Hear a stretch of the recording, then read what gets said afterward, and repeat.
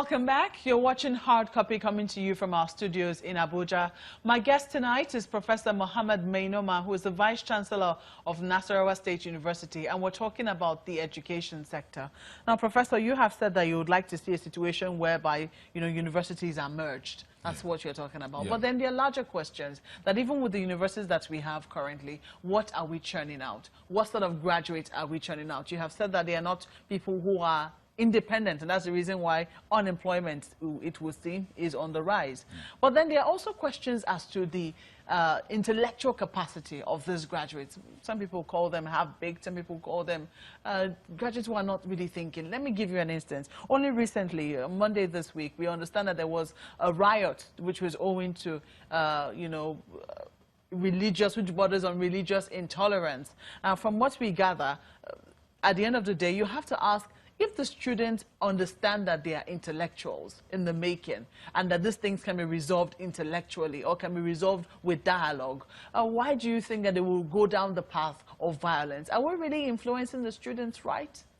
Yeah, it is really a major question because we try as much as possible to ensure that they have the kind of values that is required, and tolerance is one of them.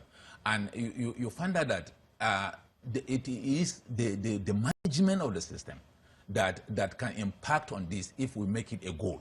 That at the end of the day, what is important is to ensure that you graduate a student that is both academically sound and also with character. And that is why you find every day they say that you are found worthy in learning and character. So it is essential that we also try to inculcate values in these students, and that is our own method, our own ways of doing it. So, if you could get word to say the registrar or the vice chancellor of, the university in Adamawa in Yola, where that crisis happened, what would you be telling him to do? You see, once you have crisis, until you know actually what actually trigger it, before you can actually say this is the. But certainly, what is important is to always be in constant touch with the different groups in that in an environment you operate. That once you are always in touch with them, to know what is actually becoming a problem. I give you an example.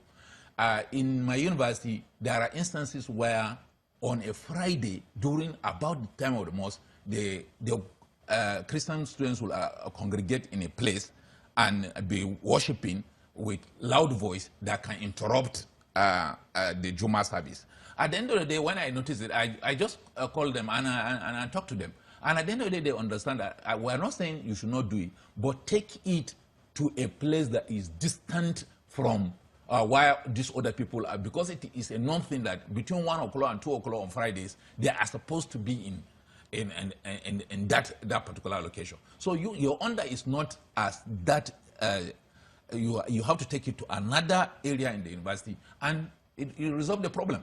If not, I was so sure that if we had allowed that thing to continue, one day the Muslims will just move to that people, and there will be crisis. Well, just also wondering now, when we continue to talk about really issues of religious tolerance, we have to ask,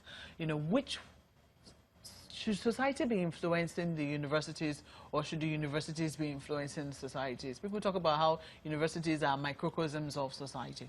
But then the question is, who is influencing the other? The actual thing to do is for the universities to influence the society, because they are the people that will do researches, they are the people that should know, so they should be in a position to tailor the kind of behavior of the society. But the problem is, once you allow the society to influence the university, you find that at the end of the day, the university cannot do its functions any longer. But that's the situation we found ourselves, isn't that right? Yes, that's it. So it's the society that is currently influencing our universities. Yes. How can we reverse that trend? It is through education. And the only way to do it is to ensure that all those that are in the university system that have one function or the other are schooled in that direction. That those are the kind of things that they should do, and they should not agree to be influenced by people from outside.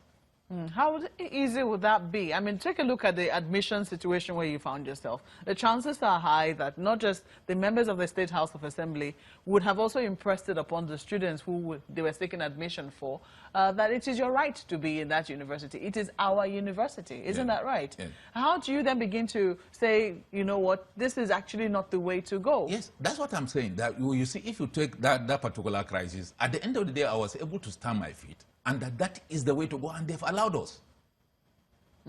Since after that, we never had that kind of crisis. What if you lost your job? Twice. What if you had lost your job in the process? You see, there is no.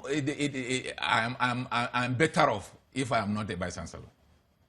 So I've never had any pointing that losing. I was not before. So not being there is not really a matter. Now, the reason I say so is because if you had lost your job in the process, the chances are high that the next vice chancellor after you will be very reluctant to take such a route. Isn't that right? Yeah, that's true. With human beings, people are like that. Once you see where your brother has a problem, you will not want to go through that thing. Do you have a situation where you would have been able to get, say, faculty members saying, no, the professor was right, we stand our grounds that this kind of admission process must be based strictly on merit? That's what they did. Okay. As a matter of fact, that's what, and that was why the assembly also found it very difficult to, because they invited all the deans of faculties to the assembly, they invited all those that are involved in the matter, and they explained to them that that is the university system, that's how it is operated.